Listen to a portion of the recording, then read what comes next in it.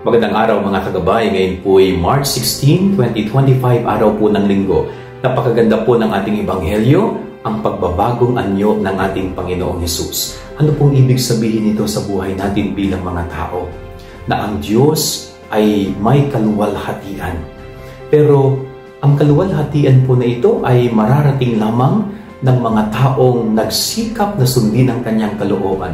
Ang mga taong pinasan ng kanilang sariling krus, ang mga taong natutong magsakripisyo, no? Ang mga taong talagang binuhat at pinasan, hinarap ang mga pagsubok sa buhay ng may malakas at malalim na pananampalataya.